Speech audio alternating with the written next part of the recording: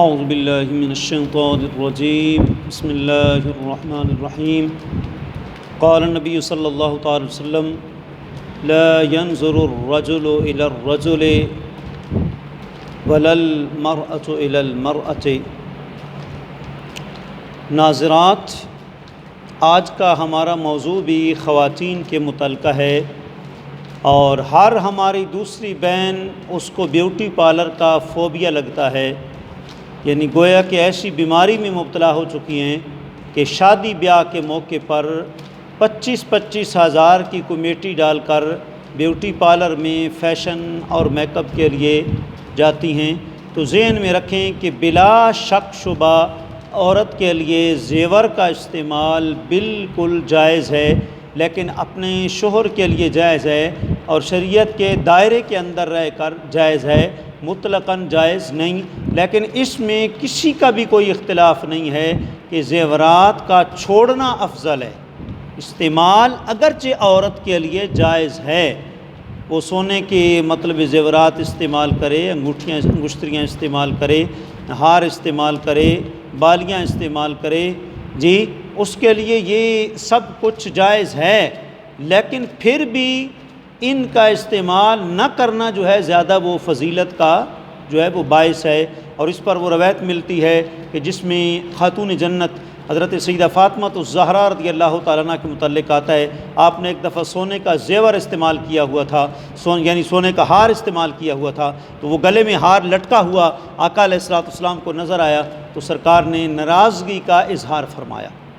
خاتون جنت تو ظاہر بات ہے کہ آقا علیہ الصلوۃ والسلام کی مزاج شناس تھی، حضور کی طبیعت مبارکہ پہچانتی تھی، انہوں نے پھر وہ ہار اتار کر آپ نے صدقہ کر دیا۔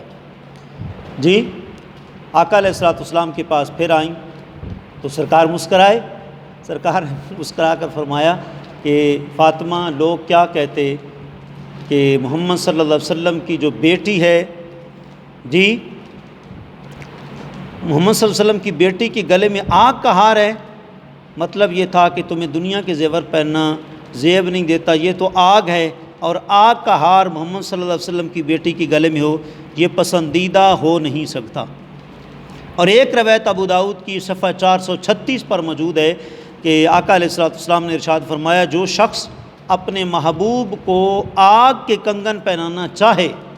تو وہ اسے سونے کے کنگن جو ہے وہ پہنا دے۔ تو دوسری بات دیکھیں کہ ہماری مائیں بہنیں جب عادی ہوتی ہیں نا اس قسم کے زیورات کی، پھر اس کا ایک نقصان یہ بھی ہوتا ہے کہ چھوٹی چھوٹی معصوم بچیاں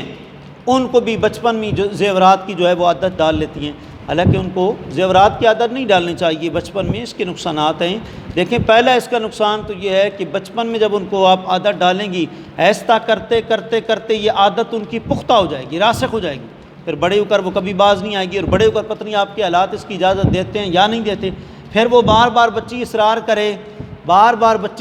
کرے تو پھر ظاہر بات ہے کہ جھگڑا ہوگا۔ اور دوسری بات یہ کہ چھوٹی بچی ہے، معصومہ بچی ہے، وہ اگر زیورات کا استعمال کر کے وہ گھر سے باہر نکلتی ہے تو کیا پتہ ہے کوئی ڈاکو اس کے ہاتھ سے جو ہے قیمتی سونے والی چیز جو ہے وہ لے لے۔ اور یہ بھی ذہن میں رکھیں کہ بیوٹی پارلر میں جانا، زیورات کا استعمال کرنا، یہ مطلب ہے کہ اس نیت سے ہو کہ اس میں دکھلاوا نہ ہو، لیکن اگر میری بہنوں اس میں دکھلاوا آ گیا، اور یقیناً آج کل آ جاتا ہے، جی آج کل تو حسن کی نمائش ہوتی ہے، اللہ معاف فرمائے، نعوذ باللہ من ذالک۔ دیکھیں روایت میں آتا ہے آقا علیہ الصلوۃ والسلام نے، یہ ابو داؤد کی روایت ہے، صفحہ 436 پر موجود ہے، آقا علیہ الصلوۃ والسلام نے ارشاد فرمایا، جو عورت دکھاوے کے لیے سونے کا زیور پہنے گی اس کی وجہ سے اسے عذاب دیا جائے گا۔ اللہ اکبر۔ تو اس سے آپ جو ہے وہ اندازہ کر لیں۔ اور یہ بھی آپ کو معلوم ہوگا کہ ابو داؤد کی ایک حدیث کی کتاب جو ہے ابو داؤد ہے، اس کی ایک شرح ہے شمس عظیم آبادی کی 4 جلدوں میں، صفحہ 297 پر ایک روایت ہے، دیکھیں وہ کہتے ہیں اس حدیث میں سونا اور زیور پہننے کی اجازت تو ہے کہ عورت پہن سکتی ہے، البتہ دکھاوے اور غیر محرموں کے سامنے ظاہر ہونے، تکبر اور فخر کے طور پر ظاہر کرنے کی ممانعت ہے۔ لہٰذا اگر ان نیتوں سے زیور پہنے گی تو زیور پہننے کا گناہ الگ ہوگا اور دکھلاوے کا گناہ جو ہے وہ الگ ہوگا۔ لہٰذا عورت کو سوچ سمجھ کر جو زیورات ہیں ان کا استعمال کرنا چاہیے، اور سوچ سمجھ کر بیوٹی میں فضول خرچی جو ہے وہ نہیں کرنی چاہیے، سوچ سمجھ کر اپنا جو پیسہ ہے اس کا اسراف نہیں کرنا چاہیے۔ ولا تبذر ان المبذرین کانوا اخوان الشیاطین، فضول خرچی نہ کرو کیونکہ فضول خرچی کرنے والے جو ہیں وہ شیطان کے بھائی ہیں۔ اگرچہ یہاں مردوں کو حکم ہے لیکن عورتوں کا بھی یہی حکم ہے، اگر عورت اپنے شوہر کی فضول خرچی کرے، شوہر اپنی محنت خون اور پسینہ ایک کر کے وہ پیسے کما کے لائے، آدھا عورت کے میک اپ پر لگ جائیں، بیوٹی پارلر پر لگ جائیں، تو ظاہر بات ہے کہ پھر اس کا نتیجہ کیا نکلے گا؟ کبھی اس کے پاس پیسے نہیں ہوں گی، کبھی کرونا وائرس ایسی ہوئی امراض کی وجہ سے گھر میں وہ بیٹھا ہوگا، وہ مطالبہ کرے گی کہ عید آ گئے مجھے تو یہ چاہیے۔ اب جب وہ بیوٹی پارلر کا سامان وہ چیزیں نہیں پوری کر پائے گا تو نتیجہ کیا نکلے گا؟ پھر طلاق نکلے گا۔ تو اس لیے جب گھروں میں بناؤ سنگار کا مناسب موقع نہ ہو تو پھر کبھی کبھار، بار بار نہیں، کبھی کبھار جو ہے وہ ضرورت کے بعد اگر گھر میں کوئی مطلب بیوٹیشن ان کی ضرورت پوری کرنے والی میسر نہ ہو، پھر بھی گھر کے اندر اگر بیوٹی پارلر والی میسر نہ ہو تو ایسے وقت میں پھر عورت کو بیوٹی پارلر میں جانا جائز ہے، لیکن پھر بھی مطلقاً نہیں، چند شرائط کے ساتھ مشروط ہے، اور وہ 10 شرطیں ہیں،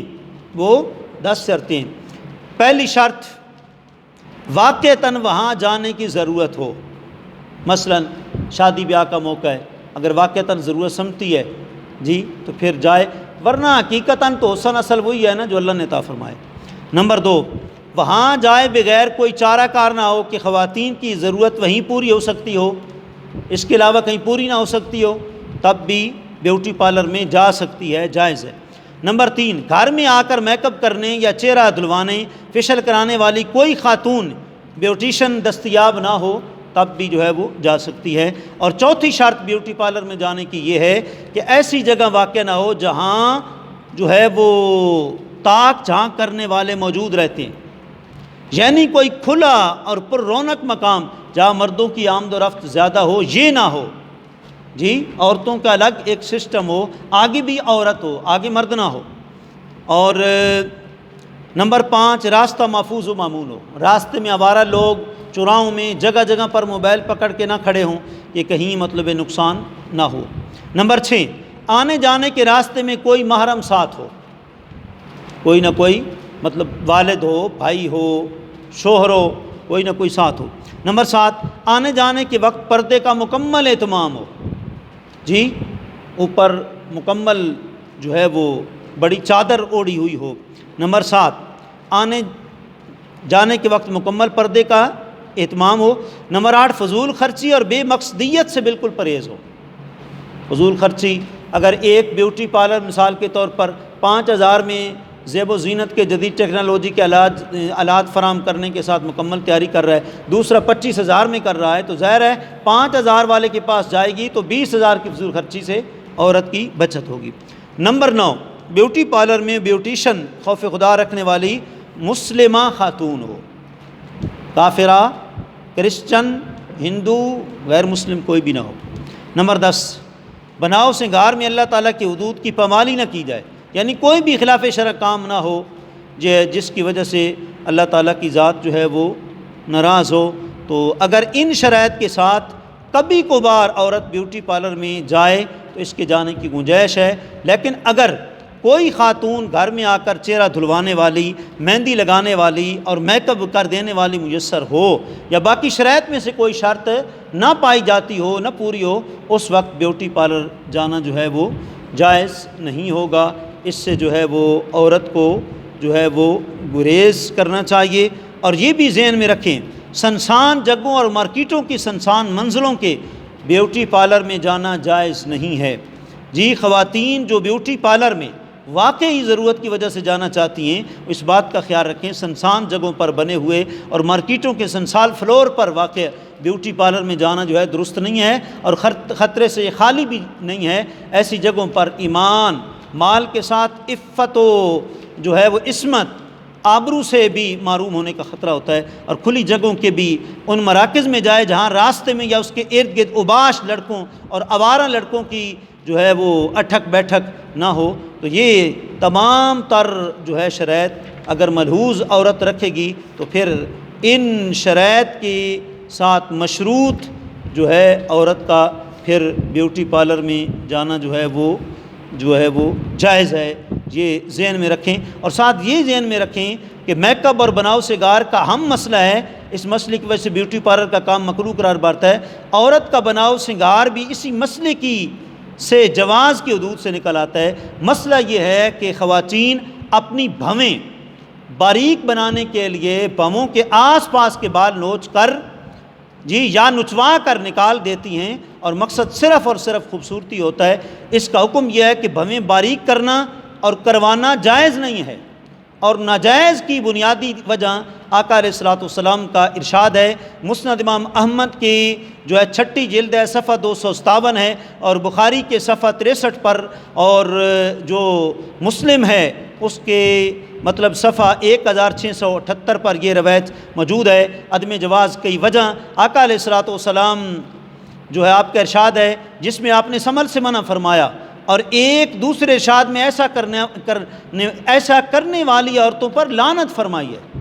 جی لہٰذا مسلم خواتین کے لیے تو اتنا ہی کافی ہے کہ ہمارے آقا علیہ الصلوۃ والسلام نے اس عمل سے معنت فرمائی اور اس پر ناراضگی کا اظہار فرمایا، جی واشمہ اور موشمہ، اور اس پر جو ہے وہ آپ نے ناراضگی کا اظہار فرمایا۔ لہٰذا بھویں جو ہیں لٹک جائیں تو انہیں کینچی سے کاٹ دیں، لیکن یہ عمل جو ہے وہ برا نہ کریں۔ اللہ ہماری ماؤں بہنوں کو ہر قسم کے خلاف شرع حرکات سے محفوظ رکھنے اور دوسروں کو رکھوانے کی توفیق عطا فرمائے۔ وآخر دعوانا ان الحمد للہ رب العالمین۔